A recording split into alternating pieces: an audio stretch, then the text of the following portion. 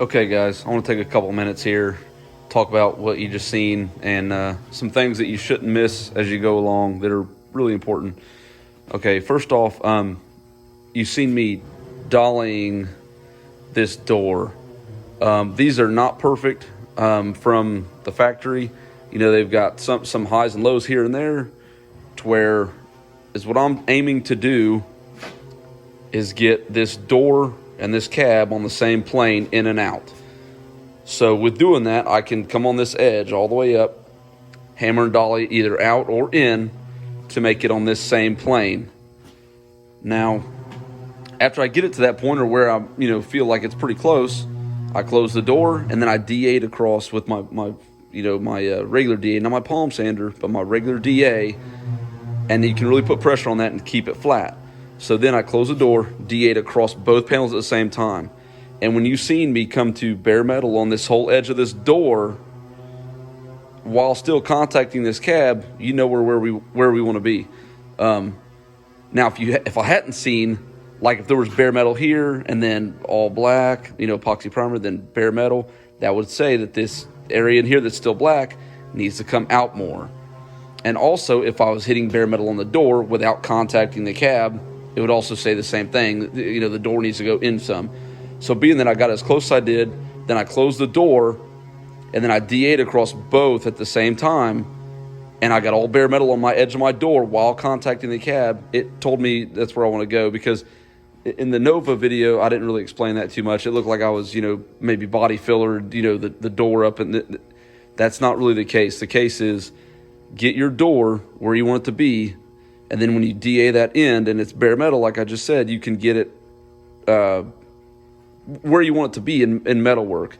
Another thing to point out, you've seen me DA these edges really well.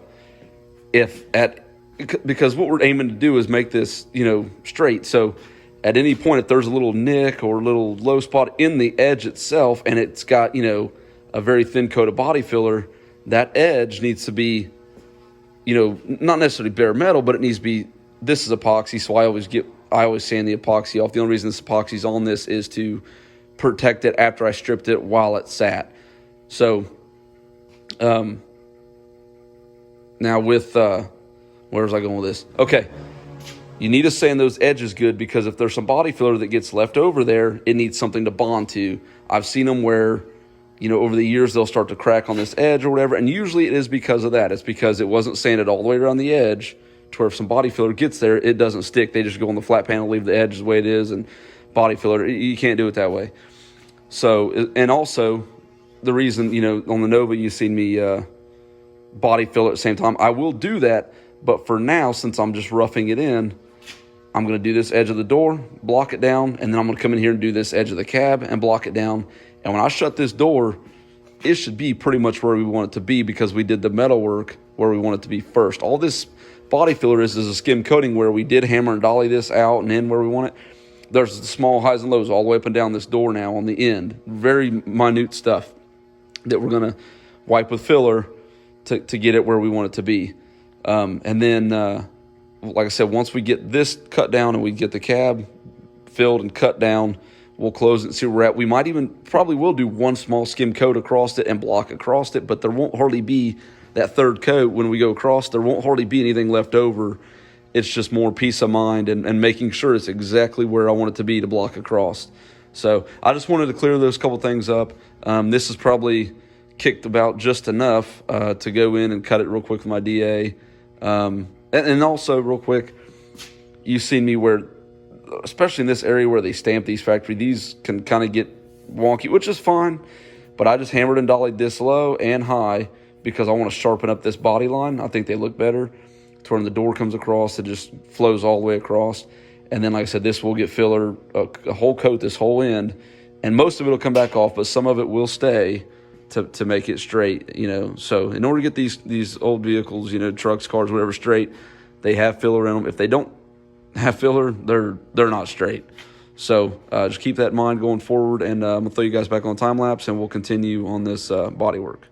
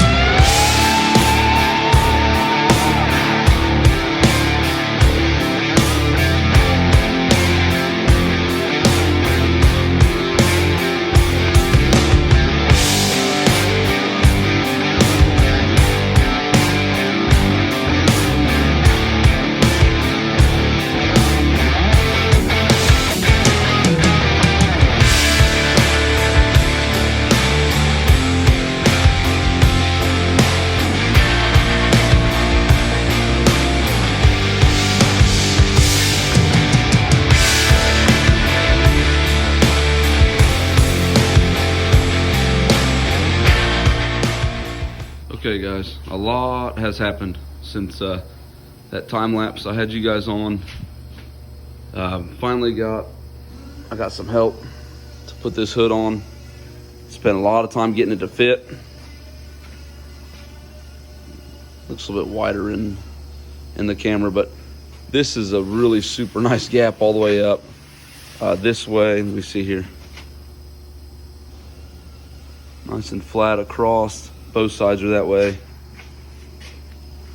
And that gap, believe it or not, it don't really look like in this video, but it's about a paint stick.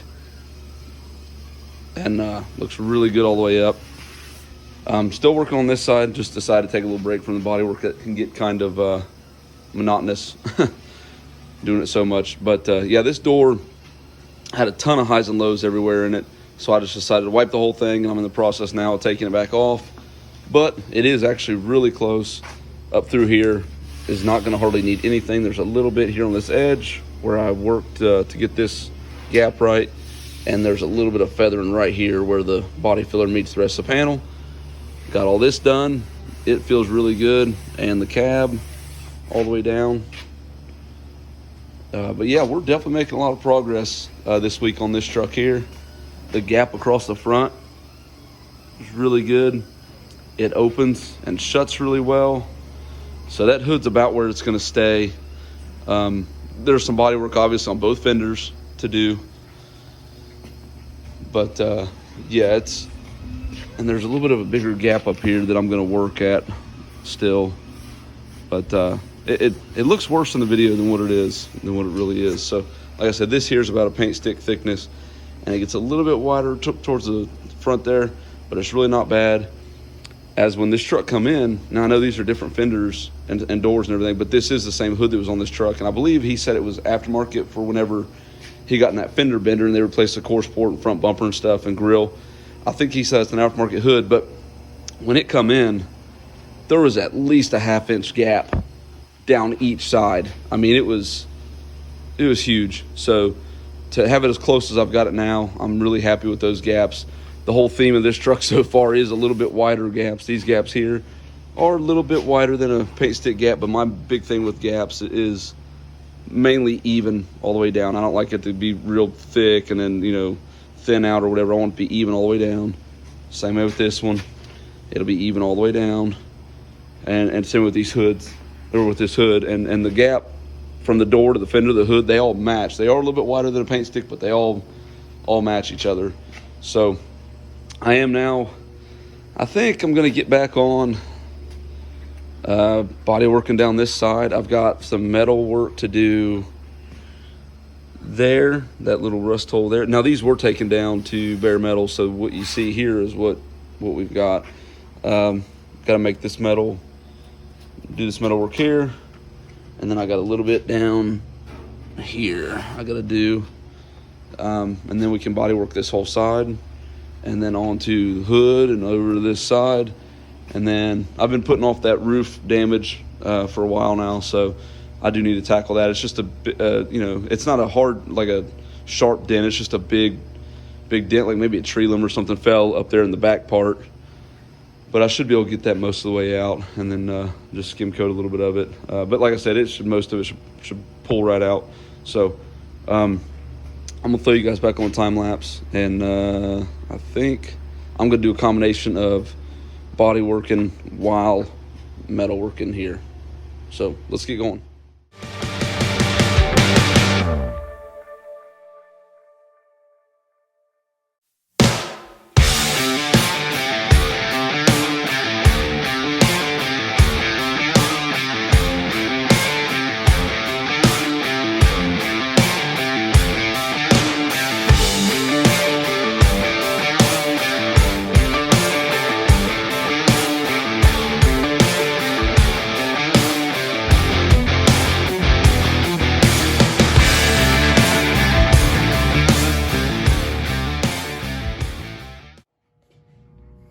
All right, guys, gonna bring you guys back here. I skipped quite a bit ahead. It was getting kind of boring watching the same stuff. So you've seen me in the time lapse fiberglass. I always do my patch panels here. to make it, waterproof it, make it solid. It just, I don't know, just in case type scenario. Then I started working on some of these, basically there was probably a molding here, the chrome that was on here, but somebody before me had brazed up the holes and it looked good, so I just left it alone. But either way, it had some low spots around there. And I still got to weld that hole up there and fix this rust down here. But I'm kind of metal worked out at the moment, so went ahead and just started doing some body work. But I worked on this hood even more here. As you can tell, it is really fitting really good for one of these old square body trucks. All right, guys, I'm gonna wrap up this episode here. It's the end of the week, so I'm gonna be off this truck for a couple days. I'm gonna work this weekend, but it'll be on something else, which you'll probably get a video of that.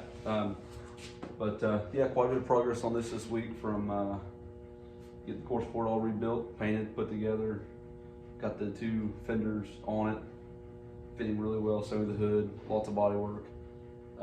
But if I just keep going, it's gonna be, there's a ton of body work to go, and it's just gonna be a super long video that's might not be that interesting for most people to just watch a bunch of body work and filler go down. So we'll end this episode here, and I'll pick up probably not next week, the week after that on this, back on this for, I think that'll be part 5 already on this one. So if you guys are liking the content, like, comment, subscribe. It definitely helps for a growing YouTube channel.